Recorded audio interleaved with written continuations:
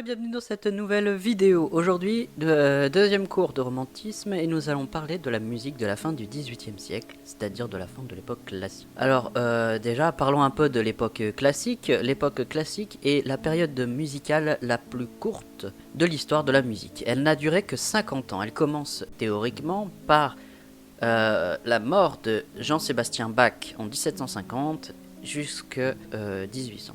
Mais d'ailleurs, l'époque classique a été nommée ainsi justement au moment du 19e siècle. Certains compositeurs qui ne sont pas classés comme classiques aujourd'hui étaient classés comme classiques, comme par exemple Bach et ses fils. Pourquoi cela, me direz-vous? En fait, Bach a apporté une uniformisation de la musique. Il a théorisé tout ça. En fait, les Bach ont synthétisé tout ce qui allait faire la musique classique, et du coup cette synthèse a donné la théorie musicale d'aujourd'hui. Mais c'est avec la première école de Vienne, dans laquelle on retrouve Haydn, Mozart et Beethoven, que l'on va théoriser, c'est avec ces œuvres-là de la première école de Vienne, que l'on va théoriser la musique classique. Maintenant, parlons du langage classique, en fait, le langage musical. Alors, ce langage va être qualifié de style galant, parce qu'on a l'impression d'une conversation douce et respectueuse entre les différentes voix. Par ailleurs, ce style galant, il y a une conversation avec une voix plus un accompagnement, ce style galant vient pour s'opposer à la fugue au contrepoint de l'époque baroque, qui était considéré comme un vacarme, comme un brouhaha. Le style classique, et le style galant donc, se veut chantant, se veut pouvoir avoir une mélodie qu'on peut chanter. Voyons maintenant les genres et les formes. Alors, la différence entre un genre et une forme, c'est que le genre, c'est la case dans laquelle on range le type de musique. Par exemple, une pièce de théâtre mise en chanson avec des décors machin, c'est un opéra. Donc, dans les différents genres que l'on retrouve, on retrouve, comme je vous ai dit, l'opéra. On retrouve aussi pas mal d'ouvertures qui normalement fait débuter l'opéra, mais il y a pas mal d'ouvertures qui se baladent comme ça, toutes seules. Nous avons le menuet qui est une danse plus rare au 19e siècle car considérée comme la danse de l'aristocratie, comparée à la valse qui est plus populaire. Nous avons la sonate et la musique de chambre. Alors la sonate et la musique de chambre, ce sont des musiques faites avec un petit orchestre, faites avec un petit ensemble instrumental. Nous avons la symphonie, qui est qui est une musique faite pour un orchestre symphonique, dont je vous mettrai un schéma de composition juste ici. Nous avons le concerto, qui est en fait une sorte de conversation avec un instrument soliste et tout son orchestre symphonique, concerto pour flûte, pour harpe du côté de Debussy, etc. Nous avons une musique particulière qui vient de la musique de chambre, qui est le quatuor à cordes, et le quatuor à cordes, pour être clair une bonne fois pour toutes sur sa composition, c'est un alto, un violoncelle, deux violons. Nous avons aussi la musique du divertissement, un peu plus rare, parce que, pas à l'époque classique, mais à l'époque romantique. Un peu plus rare romantique, parce qu'en fait, du coup, c'est une musique la musique de divertissement est une musique agréable, qui est aussi la représentative de l'aristocratie. Passons maintenant aux formes. C'est-à-dire la structure d'une pièce, par exemple la forme qui est beaucoup utilisée dans la musique populaire de nos jours, la forme rondo, couplet-refrain, couplet-refrain, couplet-refrain. Ces formes ont été théorisées elles-mêmes au 19e siècle. Alors nous avons la forme sonate. À chaque fois, pendant que je parle, il va y avoir un tableau juste ici avec les différentes caractéristiques des différentes formes que je vais vous citer. Donc nous avons la forme sonate.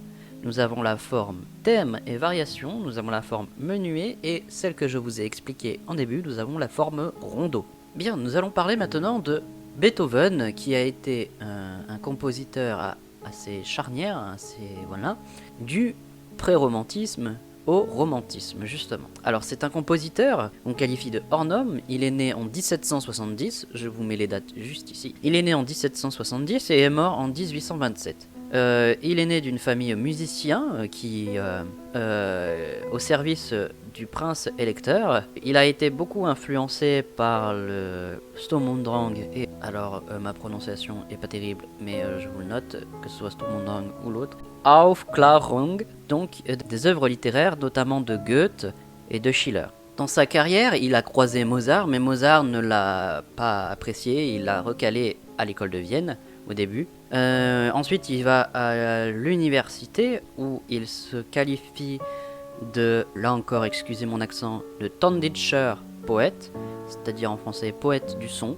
En 1792, il va rencontrer Haydn, et le comte, à cette époque, dit à Beethoven, recevez de la main d'Haydn l'esprit de Mozart. Voilà, je vous le note juste ici. Et à partir de 1796, la surdité commence à le gagner, mais il continuera de se faire de l'argent avec ses œuvres. Bien plus en détail, nous allons voir du coup les symphonies de Beethoven qu'il aurait construites à Vienne. Beethoven va avoir sa propre méthode de symphonie. Une symphonie dite classique s'écrit avec 4 mouvements, donc l'allegro, le mouvement lent, le menuet et le presto prestissimo. Mais Beethoven va souvent vouloir inverser le mouvement lent et le menuet pour accentuer l'effet d'accélération dans ses morceaux. Il va même d'ailleurs parfois remplacer le menuet par un scherzo, qui est une pièce de plaisanterie. Puis Beethoven, mais par exemple en 1812, il rencontre un de ses auteurs qui l'a inspiré, Goethe. Malgré tout, c'est un compositeur qu'on pourrait qualifier d'omniprésent au XIXe siècle. Et c'est un compositeur tourné vers la liberté et l'exaltation de l'humanité. Mais, et malgré tout, il révolutionne l'écriture musicale. Il ajoute des voix, il ajoute des mouvements dans les symphonies. Bref, des innovations pour l'époque. Maintenant, passons à un deuxième compositeur. Nous avons comme deuxième compositeur Schubert. Schubert qui est qualifié de voyageur errant. Alors, voilà, c'est un compositeur de l'âme romantique et il est surtout connu pour sa grande production de lieds. Alors, un lied, qu'est-ce que c'est? Un lied, c'est une musique qui reprend un poème à la base en allemand et qui est accompagné d'un piano. Voilà, donc c'est un morceau voix-piano qui reprend un poème. Il en compose environ, comme il a été dit dans le cours, il en compose environ 600. Voilà, on en compte de nos jours 600 lieds à son nom. Malgré tout, sa carrière a été courte. Mais comme je vous l'ai dit, il a beaucoup produit. Il fait d'ailleurs 2 types de lieds. Il y a le lead populaire, que j'ai appelé populaire, qui est facile à faire, et le lead artistique, qui est un peu plus complexe, qui a un langage un peu plus recherché. C'est un compositeur qu'on peut dire indépendant et novateur. Il est en effet malin, il remarque que la classe qui va dominer, c'est la classe de l'aristocratie. Donc, il va aller démarcher lui-même les bourgeois pour avoir des commandes de partitions, par exemple, ou pour des concerts privés, car il est aussi instrumentiste. À sa mort, il va être oublié, et ce n'est que 50 ans après que l'on va le redécouvrir, et qu'on va partir à la recherche de ses œuvres, et qu'on va le qualifier de compositeur majeur pour l'époque du romantisme. Il n'a pas que écrit des lieds, il a aussi écrit des symphonies. On en comptabilise de nos jours une dizaine, mais beaucoup sont inachevées. Ces symphonies est moins marquées par le motif, et comparé aux autres auteurs, il ne module pas ses œuvres par rapport au cycle des quintes et au ton relatif, mais il aime bien varier ses œuvres avec des tons homonymes. Par exemple, de passer de Do majeur à Do mineur.